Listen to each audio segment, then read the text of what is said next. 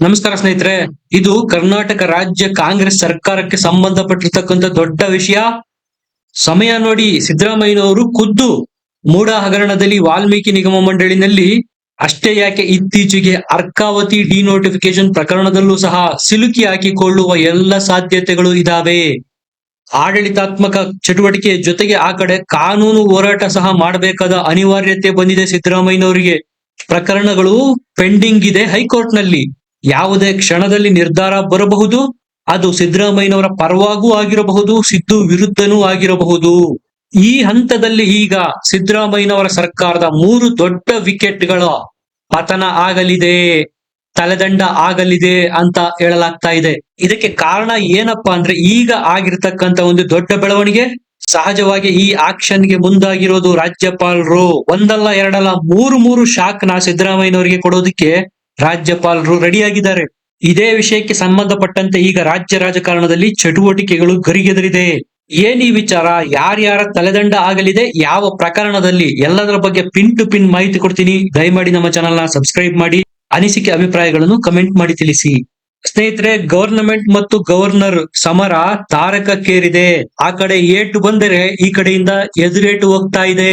ಅಕ್ಷರಶಃ ರಾಜ್ಯಪಾಲರ ಕಚೇರಿ ಮತ್ತು ಸಿದ್ದರಾಮಯ್ಯನವರ ಕಚೇರಿಯವರ ಮಧ್ಯೆ ಪತ್ರ ಸಮರ ನಡೀತಾ ಇದೆ. ಅವರ ವಿವರನ ಇವರು ಲೀಕ್ ಮಾಡ್ತಾ ಇದ್ದಾರೆ, ಇವರ ವಿವರನ ಅವರು ಲೀಕ್ ಮಾಡ್ತಾ ಇದ್ದಾರೆ. ಸಿದ್ದರಾಮಯ್ಯನವರು ಈ ಪತ್ರ ರಾಜಭವನದಿಂದನೇ ಲೀಕ್ ಆಗ್ತಾ ಇರಬಹುದಲ್ಲ, ರಾಜ್ಯಪಾಲರ ಆರೋಪದಲ್ಲಿ ಯಾವುದೇ ಹುರುಳಿಲ್ಲ ಅಂತ ತಿರುಗೇಟು ಸಹ ಕೊಟ್ಟಿದ್ದಾರೆ. ಹಾಗಾಗಿ ಈಗ ಕೋಪೋದ್ರಿಕ್ತರಾಗಿದ್ದಾರೆ ರಾಜ್ಯಪಾಲರು. Arkavathi denotification, Arkavathi reed case ಈಗ ಮತ್ತೆ ಮುನ್ನೆಲೆಗೆ ಬಂದಿದೆ.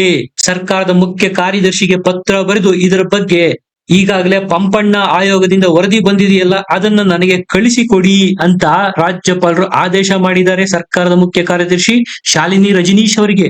ಮತ್ತೊಂದು ಕೇಸ್ನಲ್ಲಿ ಸಿದ್ದರಾಮಯ್ಯನವರ ವಿರುದ್ಧ ಪ್ರಾಸಿಕ್ಯೂಷನ್ಗೆ ರಾಜ್ಯಪಾಲರು ರೆಡಿ ಆದ್ರ ಅನ್ನುವ ಅನುಮಾನಗಳು ಈಗ ಹುಟ್ಟತೊಡಗಿದೆ. 2010 ಆಗಿರ್ತಕ್ಕಂಥ ಪ್ರಕರಣ, ಇದುವರೆಗೂ ಯಾಕೆ ಇದರಲ್ಲಿ ಆಕ್ಷನ್ ತೆಗೆದುಕೊಂಡಿಲ್ಲ, ಸೆಷನ್ ನಲ್ಲಿ ಇದನ್ನ ಯಾಕೆ ಮಂಡನೆ ಮಾಡಿಲ್ಲ ಅನ್ನುವ ಪ್ರಶ್ನೆಗಳನ್ನ, ಮೂಲಭೂತ ಪ್ರಶ್ನೆಗಳನ್ನ ರಾಜ್ಯಪಾಲರು ಎತ್ತಿದ್ರು. ಸಿದ್ದರಾಮಯ್ಯನವರು ಇದಕ್ಕೆ ಪ್ರತ್ಯುತ್ತರ ಸಹ ಕೊಟ್ಟಿದ್ದಾರೆ ರಾಜ್ಯಪಾಲರಿಗೆ. ನಾವು ಸುಪ್ರೀಂ ಕೋರ್ಟ್ ಆದೇಶದ ಅನ್ವಯನೇ ಅರ್ಕಾವತಿ ರೀಡು ಮಾಡಲಾಗಿದೆ ಅಂತ.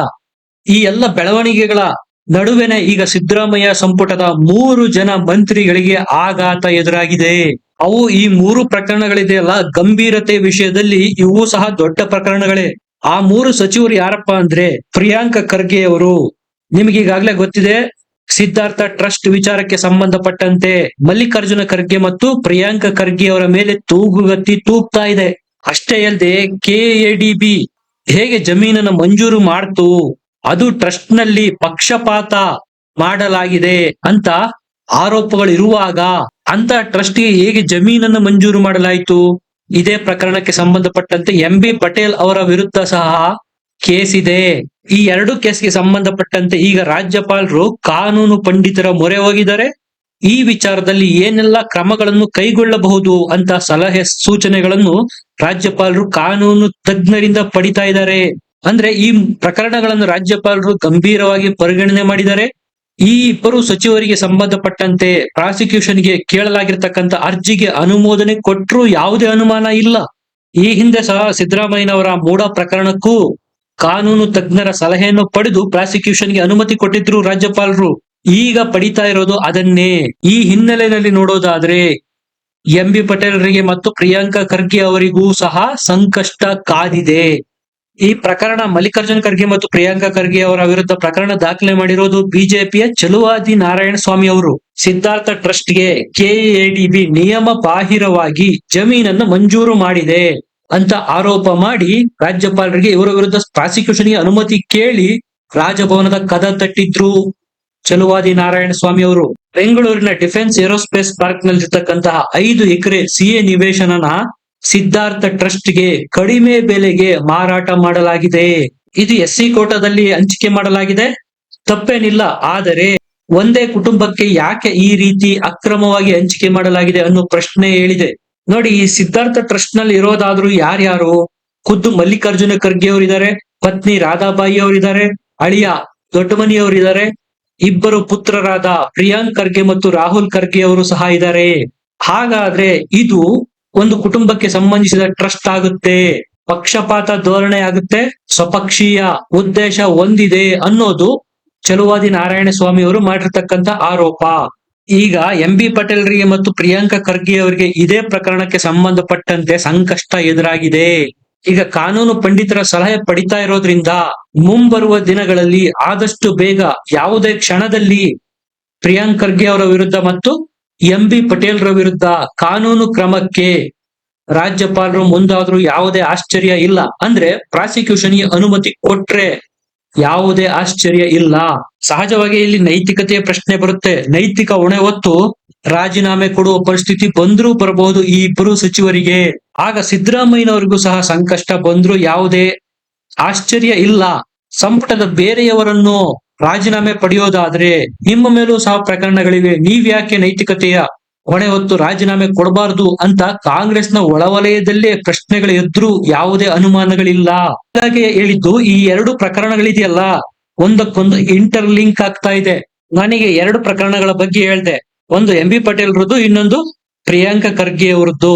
ಈಗ ಸದ್ದಿಲ್ಲದೆ ಮೂರನೆಯವರ ಮೇಲೂ ಸಹ, ಅಂದ್ರೆ ಅವರು ಸಹ ಸಿದ್ದರಾಮಯ್ಯ ಸಂಪುಟದಲ್ಲೇ ಸಚಿವರಾಗಿರ್ತಕ್ಕಂಥವ್ರು, ಅವರ ವಿರುದ್ಧ ಸಹ ಪ್ರಾಸಿಕ್ಯೂಷನ್ಗೆ ಅನುಮತಿ ಕೇಳೋದಕ್ಕೆ ಬೇಕಾದ ಸಿದ್ಧತೆಗಳನ್ನ ಬಿಜೆಪಿ ಅವರು ಈಗ ಮಾಡಿಕೊಂಡಿದ್ದಾರೆ. ಟೆಂಡರ್ ನಲ್ಲಿ 16 ಕೋಟಿ ರೂಪಾಯಿ ಕಿಕ್ ಬ್ಯಾಕ್ ಪಡೆಯಲಾಗಿದೆ. ಟೆಂಡರ್ ನಲ್ಲಿ ಒಟ್ಟು 4 ಕಂಪನಿಗಳು ಬಿಡ್ ಹಾಕಿತ್ತು. ಆದರೆ ಯಾವ್ಯಾವ ಕಂಪನಿಗಳು ಬಿಡ್ ಸಲ್ಲಿಸಿದಾವೆ ಅನ್ನುವ ಹೆಸರನ್ನ ಮೆನ್ಷನ್ನೇ ಮಾಡಿಲ್ಲ. ಅದರಲ್ಲಿ 3 ಕಂಪನಿಗಳನ್ನು ತಿರಸ್ಕಾರ ಮಾಡಿ 1 ಕಂಪನಿಗೆ ಟೆಂಡರ್ ಒಪ್ಪಿಗೆ ಕೊಡಲಾಗಿದೆ. ಅಷ್ಟೇ ಅಲ್ಲದೆ ಟೆಂಡರ್ ನ ಆ ಕಂಪನಿ ಎಷ್ಟು ಅಮೌಂಟ್ ಗೆ ಸಲ್ಲಿಸಿತ್ತು ಅನ್ನುವುದರ ಬಗ್ಗೆ ಯಾವುದೇ ಮಾಹಿತಿ ಇಲ್ಲ. ಈ ಪ್ರಕರಣದಲ್ಲಿ ಒಟ್ಟು 117 ಕೋಟಿ ರೂಪಾಯಿ ಭ್ರಷ್ಟಾಚಾರ ಆಗಿದೆ ಅನ್ನುವ ಹೊಸದೊಂದು ದೂರು ಈಗ ರಾಜ್ಯಪಾಲರ ಬಳಿ ಹೋಗಿದೆ.